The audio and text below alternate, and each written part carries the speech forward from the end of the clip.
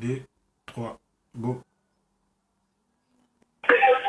Oui, shalom, shalom, peuple de Dieu.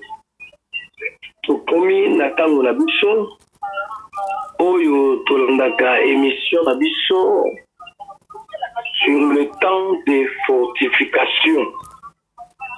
Ndeko molingami nalingi mutu moko azala branché esika ezwami yo car nayebi que le Dieu qui nous a donné cette vision a le contrôle de tout. Nayebi ke na nzela ya liloba ya Nzambe oyo tokoyoka na oyo esika ça va nous bénir esika nyonso oyo ezwami biso. Nzamba pambola ndeko nyonso oyo atelemi na minute oyo kolanda biso esika ezwami yo. Tika Nzambe apambola yo, Nzambe akota makambo na yo, Nzambe a exaucé prière na yo na tango oyo pona lokumu.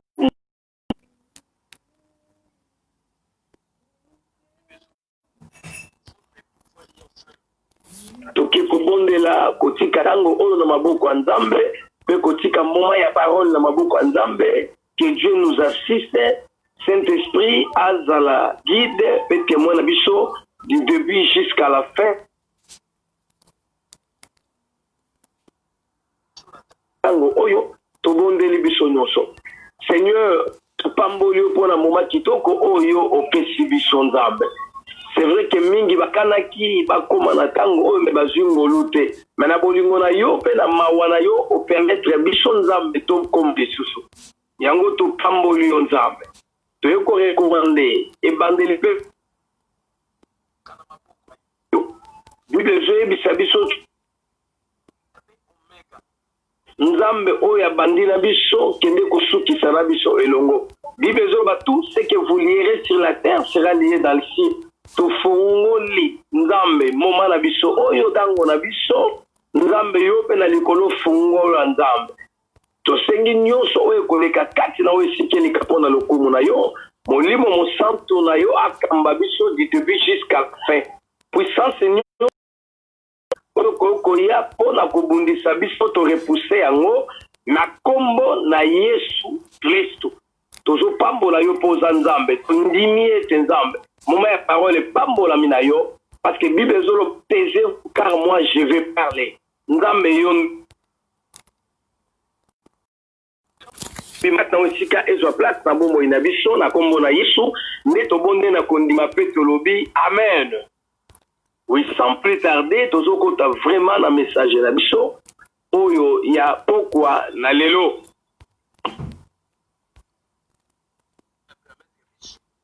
Toyoka lisusu liloba ya Nzambe tozopambola lisusu Nzambe na nzela ya mosali na ye humble serviteur le révérend Samuel depuis Paris bisika ezwamiye kopesa biso lisu tango na tango oyo potolo ndeko molingami ce n'est pas facile kopesa mutu etumbelo koloba na tina na nkolo bapesaka na mutu oyo aza pe cher parce que ndeko molingami etumbelo pe eza cher.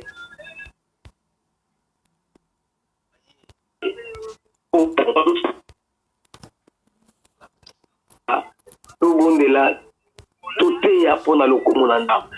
Nzambe vraiment amema solo tomo na ye mosika temps de fortification Nzambe apambola ngo lisusu Nzambe a élevé sa la haute sagesse et la haute intelligence. La linga qui n'a me présenté, je m'appelle le pasteur Serge.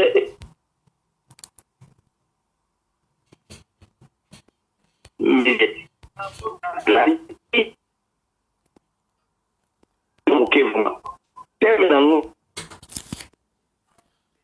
deux qui a raison.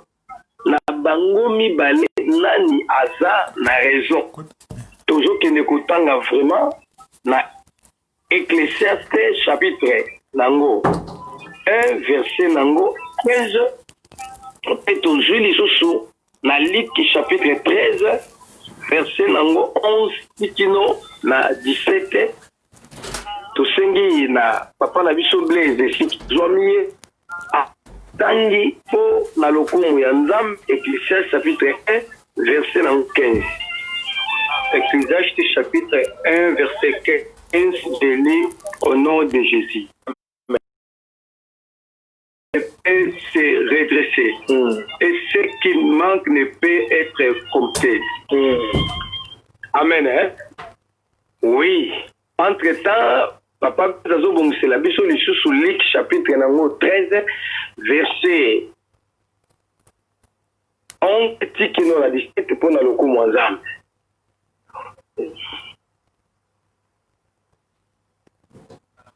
Bon, on continue pour nous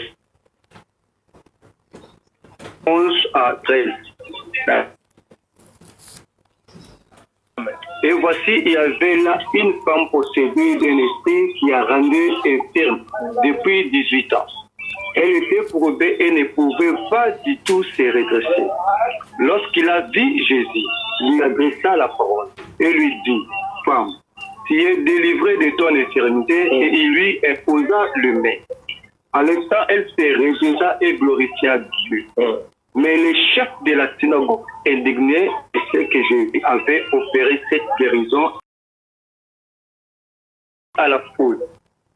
Il y a 6 jours pour travailler, venez donc vous faire guérir ces jours-là, et non pas les jours du sabbat. Hypocrite lui répondit le Seigneur. Est-ce que chacun de vous, les jours du sabbat, ne détache pas de la crèche son bœuf ou son âne pour les mener boire?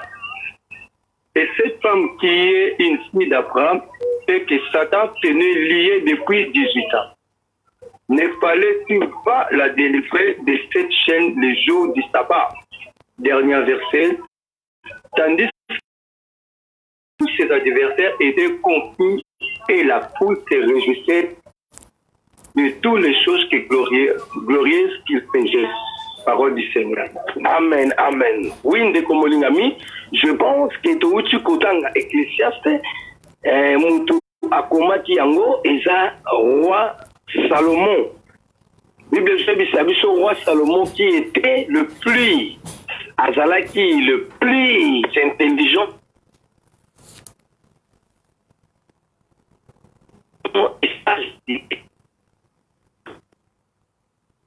Que le monde apparaît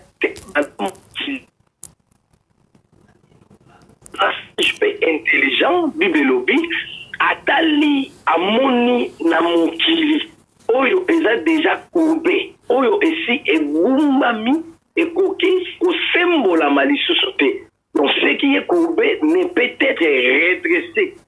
Ce qui est oyo eza te bakoki ko compter yango te. Je pense que c'est impossible là où il y a 0, tout le baquet, il y a 1. Non. Donc c'est que bisika où il y a te, moi, to compter en haut, il y a te. Si pour nous autres, roi Salomon, un roi, ça est intelligent. C'est que quelque part, à lobby, Nathalie Mokili, na moni nyonso, oyo, ça na katia Mokili, peto sali nyonso, mais na vanité. Donc, tu comprends que tu peux dire raison parce que oh, nous sommes à Mokili. Apporte tout me permis, mais tout. Au côté que nous sommes à Mokili, mais de toute manière, nous allons au bungi samoli monayo. Donc, c'est-à-dire, oh, nous sommes tous au monde, on est qu'on a eu lobby.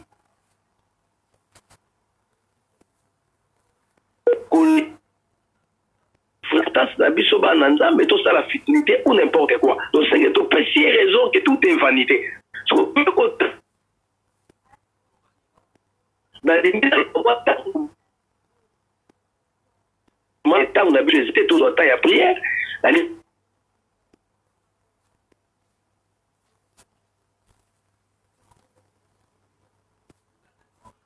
Il est sagesse, intelligence, on a pas pété. Ne peut être redressé. Ce qui n'y est pas, donc qui peut compter en côté, et qu'on a la compter. Donc ce que tu peux essayer, parce que vous êtes moi batanga ngo pesate. Mais na hier au monde a siko na Luc 13 kuna verset 11, si qui nous a dit cette Bible zoloba. Hier so à côté de la synagogue, tango à côté de la synagogue a moni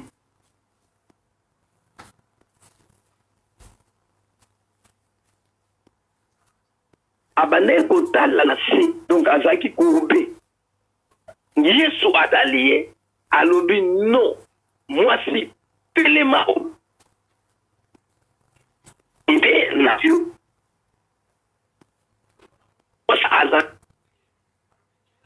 fille d'Abraham, tu as droit de vivre. Mais Bible lobi molimo mabe akumba ye mokongo pendant 18 ans. Donc pendant 18 ans cette femme souffrait, na kozala redresser, na kugumba ma plutôt mokongo. Donc je dis molimo mabe mutugumba ye mokongo. Na yo comprendre que quelque part molimo mabe pe egumba bato. Donc molimo mabe c'est que échange à cap toute identité. Molimo mabe donc c'est-à-dire moi si oyo akotamaki bongote. Donc c'est-à-dire à cause de ces esprits-là et ça dit que échanger une identité. La lina loba boy. Eza na bato belé na sena moi awa identité na bango ezwami échanger. Eza oyo bango bazate. Okolanda nde komolinga komona mutu moko boye apotama na tension te.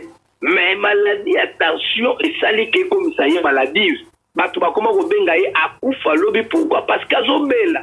Parce qu'à comment maladie, identité na ye échangeant mais là oh ya botama la ngote. Oh Bible zo e bisabiso.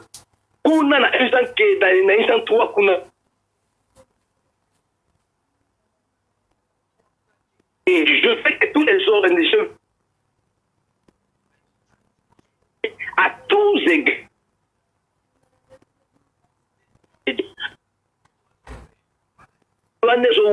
C'est-à-dire ce n'est pas la volonté de Dieu. Parce que souhait en Nzambe ezaki to za bonne santé. Souhait en Nzambe ezaki to prospérer. Mais ce côté là on a mutu mususu azama ye la tangi ba classe. Mais le lota musu bazo benga ye ke azando. Ta musu le lo ba komi ko fétichar ye donc ba komi ko pesa ye kombo o eza ya yete par rapport à pauvreté. Pauvreté parce que musale ezate. De komolinga mi échanger même na identité ya mutu bato babosani ke mutu atanga ba classe belé a de la valeur le loso azulu sala moment la identité échanger surtout que na bible mona moi si oya bande ko tanga makila bible zoloba même identité na ye échangeaki même bible bosani kombo na ye kombo ne zaki moi so atanga makila te mais bible tanga pe kombo na ye te balobaka moi si oya tanga kamakila. Donc, tala makambo belé na vie, ndenge Satan zo sa les ont changé identité ya bato. Au moins, muto apota ma po sala aso quelque chose. Donc, au moins, kompo epiba que wana ko chômeur a sala kate. Wana célibat elia ye abala kate. Famille wana on ba bongate bango kindo kiba. Donc, à partir de komolinga mia oyo bino bo sala te boyebite. Mais échanger identité na yo. Donc, c'est-à-dire, moi, sur identité n'échange pas. Abota matabongote, mais il faut vivre en la scène à moi. Dès que mon na moni Salomon, na moni Jésus, na yeko ça la comparaison, na yeko comprendre que oui, Salomon le kolaza muntu, et c'est là qu'il y a dans la limite. Donc, dans le monde à mon Congo, à moni que loko e kumbami, atala le moyen, to bongisango ezate. Abi loko ezate moyen to compte yango ezate. Mais naye ko pesa Jésus raison parce que Jésus a d'abord dans la moto te pour cause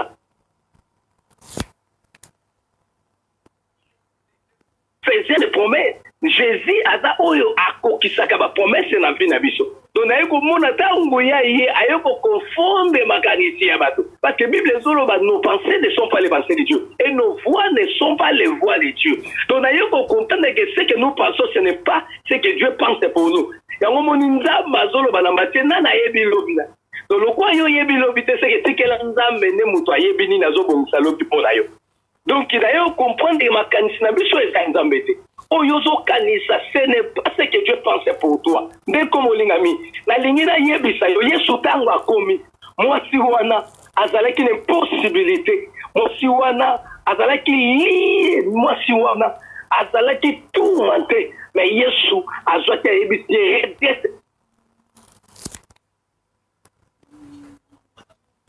comprendre que oui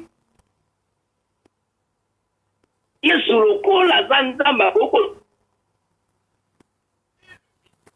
Donc c'est-à-dire ce qui est impossible aux hommes et chez Dieu est possible. Et puis tout est possible à celui qui croit.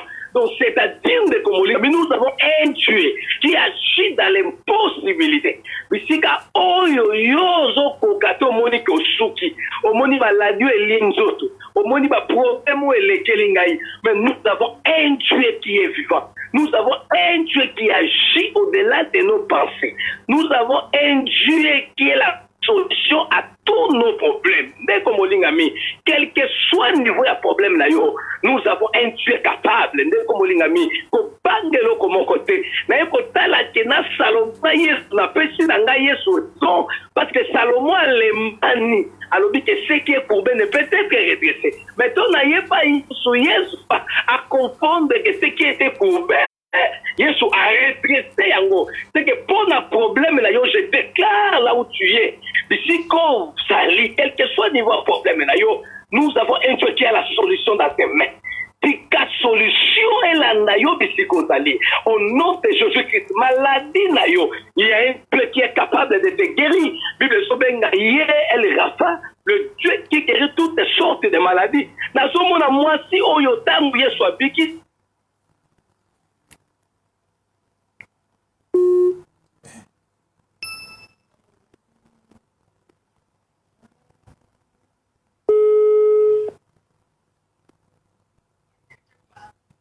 na bateau contrôle la rabisu c'est que quelque toza na bateau on de komolinga mi balinga kabiso to progresser c'est que quelque part dans la bateau parce que tant Yesu abikisi balobi le chef de synagogue baye koya baye ko tuna nani asali makambo boy puis asala ngo mokolo ya saba de komolinga mi na so yebisa yo. Que les jours du sabbat, c'est lui-même le sabbat qui est le 7e jour où il a repos pour la puissance de Komolingami.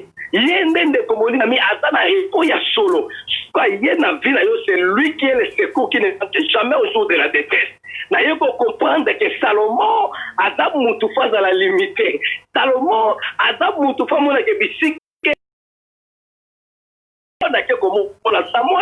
Samuel ne komolinga mitangu nzamba zotinde pa Isaïe foya ko wendre bada Isaïe tango akomi wana ababimiseli ya bato nyonso mais Samuel azo compter oyo ezate. Donc c'est-à-dire bisika yo ozomona eloko ezate bisiko nzamba azokanisa bimisa eloko bisiko yo ozomona ke c'est impossible nzamba azomona ko eza possible bisika yo ozomona difficile nzamba azomona facilité.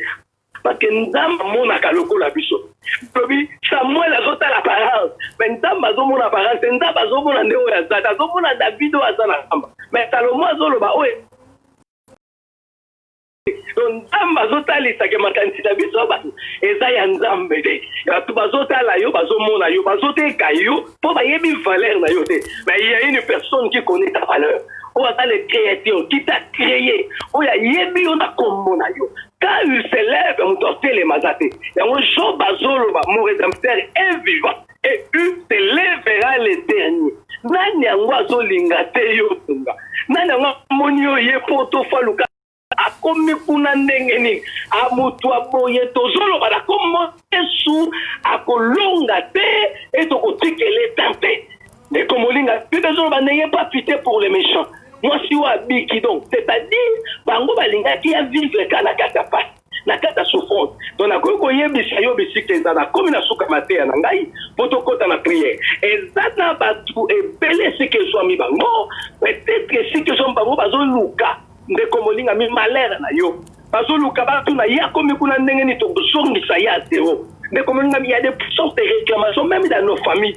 Quand nous évoluons dans la bateau, que tu évoluer. Mais quelle que soit la durée de la nuit, le jour finira à apparaître. Comme tu as la promesse de Dieu, quel que soit mais puis des jours, mis à gauche, mis à droite, je ne serai jamais atteint. Comme on dit, problème est comme la yo. Il y a un Dieu qui est capable de utiliser ça. Le problème il y a un Dieu qui est capable de terminer. Banguno ba telemelio balinga te lelo ba kombola Yesu ba kukoya. Mais comme on dit la mesala ko ba toza mokili ya kiperkade. Comme on dit so longi te ba longa yo. So yo beti te ba ko beta yo. C'est le plus fort qui domine le faible. Mais comme on dit, ba faible ba otika ko dominer ba forte. Quand ba forte ba ko dominer ka ba faible. Siko yo ça na rani parce que nga nazo pesa ndambe raison, nazo pesa Yesu raison parce que Salomon a qui limité. Mais ndamba ça limité, c'est un comité qui était au courbé, mais comme il pas Yesu a redressé en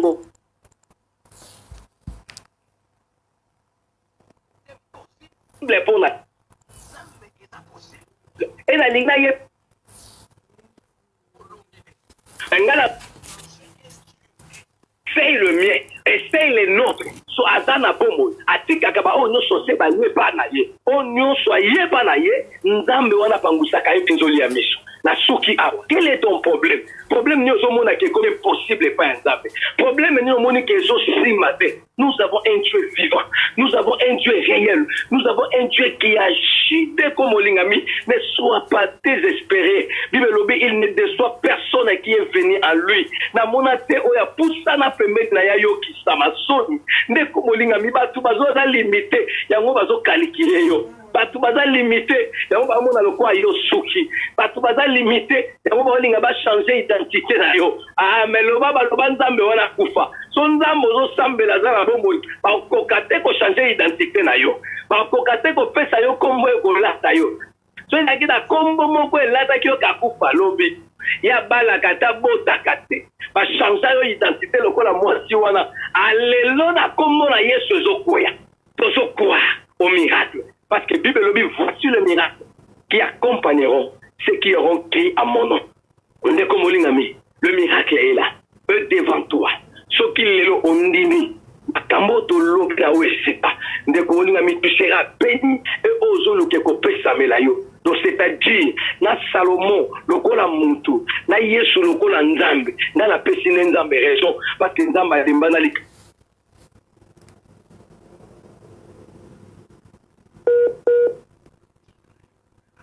La réponse ya mituna na yo.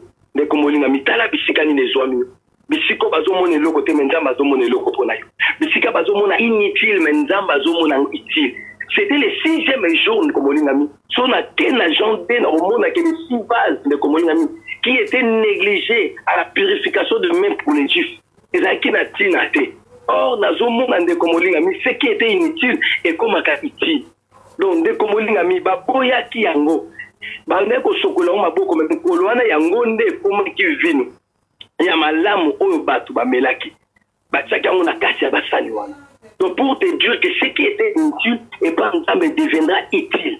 Mais si tu crois à Jésus-Christ, te comme Olingami nazoyebisa yo komitungisa mate tika batu baneje yo tika bango bateka yo po bayebi valeur na yo te. Mais il y a un Dieu qui te connaît, il y a un Dieu qui connaît ta vie. Aotika yo to souffrir, aotika on n'a pas cité. De comment il va te délivrer parce que Bible lobi na soki siawa le malheur atteint souvent les justes mais lui-même l'Éternel l'en délivre toujours. Tikanzamba pambola yesike landio ezwamio olandi loba oyo exhortation oyo que Dieu te bénisse. Nzambe na pambola yo yeba que tout est possible à celui qui croit et rien n'est impossible à Dieu. Ce qu'on dit, tu verras la gloire de Dieu. Tokangimi sur la biso, etika ezwami biso. Tokota na losambo po na lokomo na nzambe. Winde Komolingami, nalingi to bondela sikoyo. Nalingi ozwa position ya prière. Nalingi obondela. Nalingi comprendre que nzambe aza kati na biso. Nalingi comprendre que nous avons un Dieu puissant. Nalingi comprendre que toza na nzambe ya solo. Nalingi comprendre que nzambe oyo alingaki yoka losambo. Tango oyo yoka oyo kaliloba oyo so bimana tango oyo ce Dieu là est capable ya ona linga yebisa yo kanga misu na yo tozo bondi la siko kene ko tali sanzambe muzinga problème na yo likambo nini oyo ezolelisa yo likambo nini oyo de Komolingami ota mususu ozoluka solution zo monate okei partout de Komolingami so simate. Maintenant, ce qui est impossible aux hommes est possible à Dieu. Nous avons un Dieu capable. Nous avons un Nzambo capable. Il a toujours eu raison. Na lingna yebisa yo kende ko bondela. Kende ko yebisa Nzambe likambo nini esila kate. Kende ko yebisa Nzambe pourquoi ma souffrance est continuelle. Pourquoi Nzambe bisiko bato bazozwa na facilité ngaka fo difficulté? Pourquoi Nzambe avanga zwa fona lela? Kene koyebisa Nzambe oza wapi? Kene koyebisa Nzambe bomani nga wapi? Kene koyebisa Nzambe soza na bomoi. Nalingi osilisa likambo na ngai, nalingi okata likambo na ngai na kombo na Yesu esika ezwami biso tobandi kobondela mpona lokumu ya Nzambe. Nzambe alola tala peuple oyo topusani liboso na yo. Nzambe sokoza Jésus koyoka biso Nzambe, soko koyoka losambo na biso na pokwa na lelo na butu oyo Nzambe na nga. Nzambe oyo akotaka makambo bayengebe, Nzambe oyo asalaka, Nzambe oyo abongwani te, Nzambe oyo afandi bisika bileki likolo mpe na se, Nzambe oyo achangeaka histoire ya bayengebeni, Nzambe oyo soko atelemi makambo echange, Nzambe oyo soko alobi makambo ebongwani. Que l'effectuer là, Seigneur. Obomani nga wapi Nzambe, oza bisika nini Nzambe? Nzambe oyo asalaka au-delà de nos pensées, Nzambe akamwisaka ba oya ye. Yolobaki vous verrez de nouveau la différence entre ceux qui servent Dieu et ceux qui ne le servent pas. Nzambe alo la différence oyo yolobaki eza wapi? Tozomona ngote. Nzambe oza wapi? Nzambe akotaka makambo bayengebeni, Nzambe kota makambo na biso, Nzambe yanola biso. Nalingi mutu moko abondela esika ezwami, nalingi mutu moko atalisa problème epai ya Nzambe. Bible ezoloba bopasola bilamba na bino te, me bopasola nde mitema na bino. Ndeko pasola motema na yo. Yebisa bato batonga yo, makambo yebisa bato bachola yo, yebisa ngo Nzambe, profito yebisa Nzambe. O eza occasion propice. Eza ndeko molinga mita o epesa melio. On est la liboso ya Nzambe. Tango ekozonga te, eza tango moko favorable. On Nzambe apesi yo, ozobondela esizwami yo. Banda kobondela, banda koyebisa Nzambe, banda koloba ndeko molinga mipona libota na yo, loba problème ni ezotungisa bino. Tala maladi ndenge indeli yo, tala maladi ndenge lie yo nzoto ndeko molinga mi, ce n'est pas la volonté de Dieu. Kende kotelemele, kende ndeko molinga mi, kotika Nzambe aza El Rafa, le Dieu qui guérit.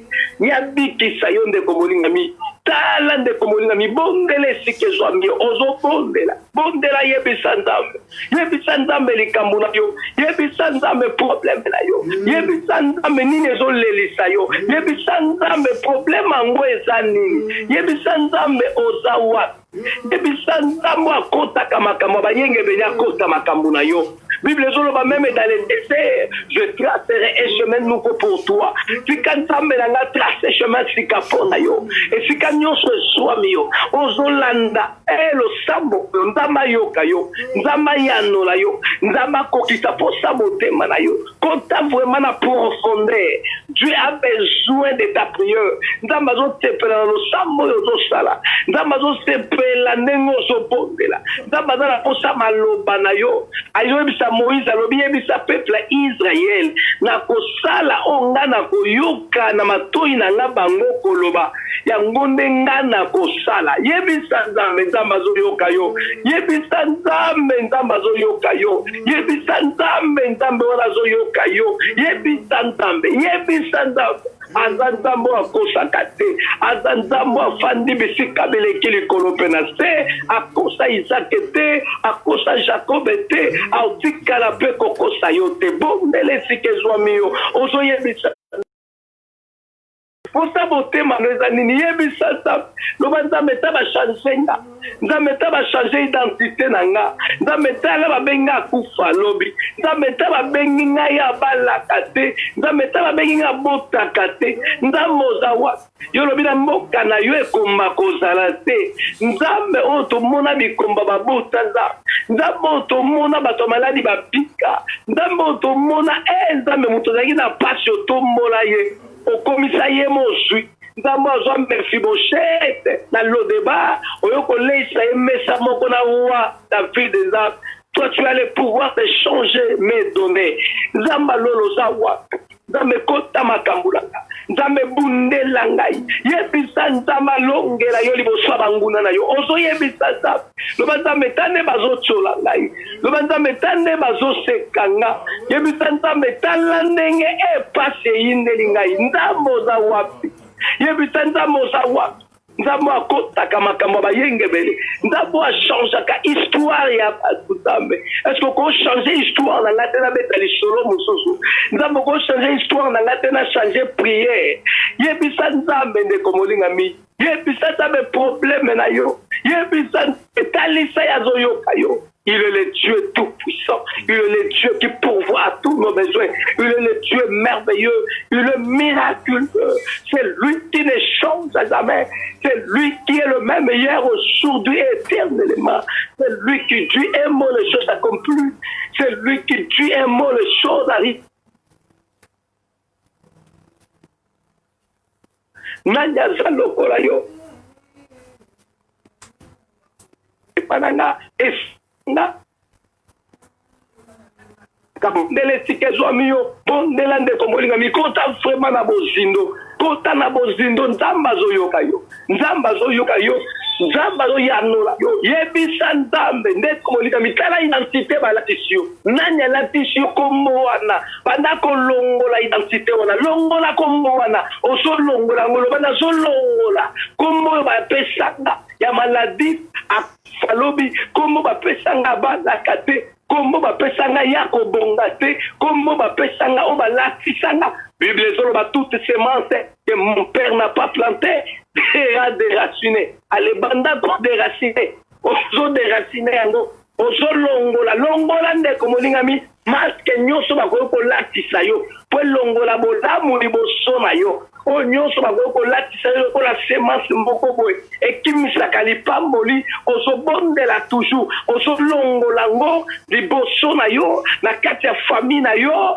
ozolongola longola yango ndeko molingami tu as le pouvoir Bible ezoloba je vous ai donné le pouvoir de marcher sur les scorpions sur les serpents et sur la toute puissance de l'ennemi et rien ne pourra vous nuire la solongo la semence wana nzambe bakoki kolona lokola point de contact na pomo inanga po elongola nga bolamu ya oppression ya mopepe elandaka yo oyo nyonso batia na kati na yo ndeko molingami oyo nyonso ezomema seliba oyo nyonso ezomema pauvreté ezomema sécheresse ezomema botutu longola yango voile balatisio moyeba mona yo eza te ndeko molingami ata bokeluka mosala bakozwa bato batiki yo ndeko molingami longola voile wana longola elamba mwindu oyo balatisa yo na elongi ozolongola ngo na kombo mosusu te na kombo na yesu longola yango au nom de jésus na kombo na yesu longola yango ndeko molingami longola yango na kombo na yesu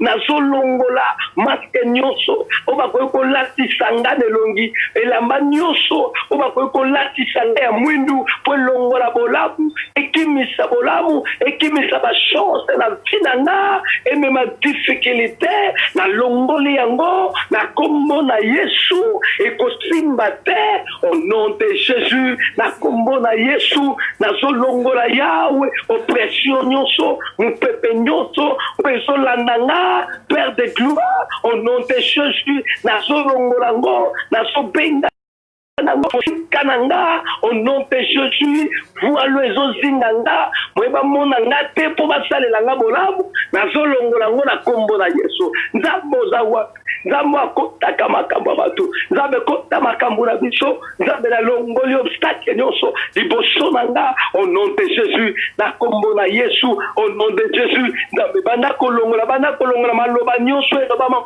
ya malédiction likolo na yo na ancien partenaire moko viva na ye na tata mwasi na noko na tata na mama na mwana na nani longola maloba wana oyo baloba likolo na yo ya libota na yo ozolongola maloba wana au nom de jésus eza na influence te ekolonga te au nom de jésus christ soki ancien partenaire moko ti lelo alakaka alukaka nga na ndinga mabe na bonganga na makambo nyonso na kindoki akolonga nga te maloba na ye ekolata nzoto te ekozwa influence moko te na bomoi na nga na kombo na Yesu au nom de Jésus identité oyo balingi balatisa nga ekosimba te au nom de Jésus botutu nyonso oyo balingi balatisa nga nazolongola ngo na kombo na Yesu au nom de Jésus na kombo na Yesu au nom de Jésus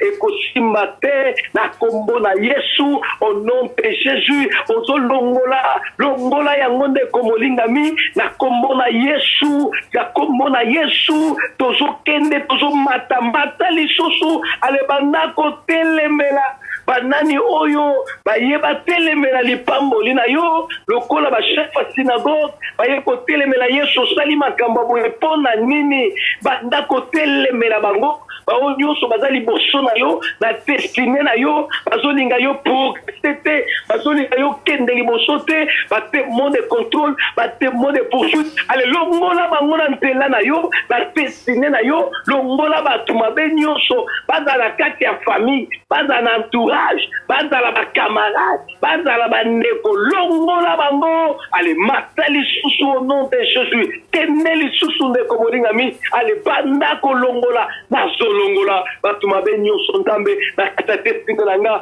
nazolongola bango au nom de Jésus na kombo na Yesu nzambalola oyo nyonso azwa paraître liboso na nga lokola ami lokola ndeko menzoka na nsima aza monguna nzambe nalongoli bango pembeni na nga nalongoli bango na destine na nga nalongoli bango au nom de Jésus oyo bazolinga te nga na progresse bademo de contrôle naka pembeni na nga po bayoka bamema bainformation na monde des ténèbres po empêcher nga na mona loboko nzambe ale la détruire na longoli bango ale mosika na nga au nom de Jésus bakalkile na bango ekosimba te baréunion na bango ekosimba te au nom de Jésus baloba na bango eza na nguya te liponda bomoi na ngai au nom de Jésus nzambe oyo asalaka nzambe alola oyo alongisaka bible ezoyebisa ngai mille à gauche du mille à droite je ne serai jamais athée au nom de Jésus ale mosika na nga na longoli bango na bengani bango mosika na nga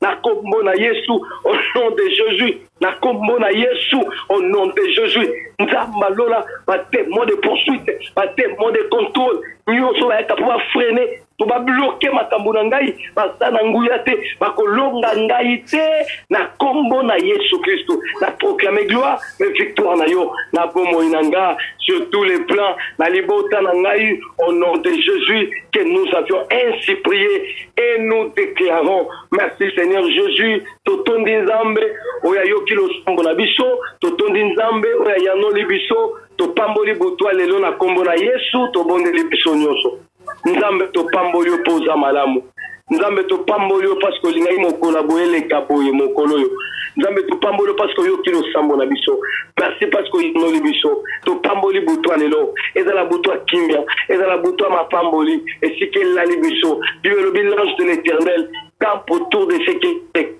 pour le protéger et le cacher dans les dangers bapongi ma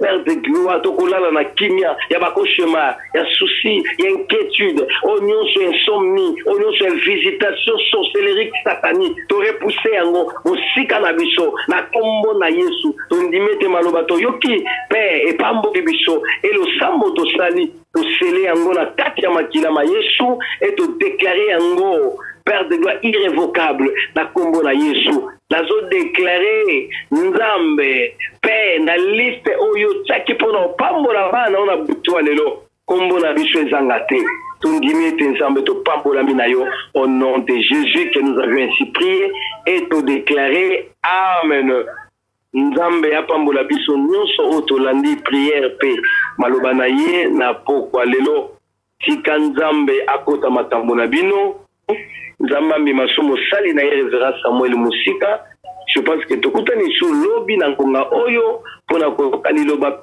kota liso na dimension prière pour la lokomo nzambe Que Dieu vous bénisse tous au nom de Jésus. Amen.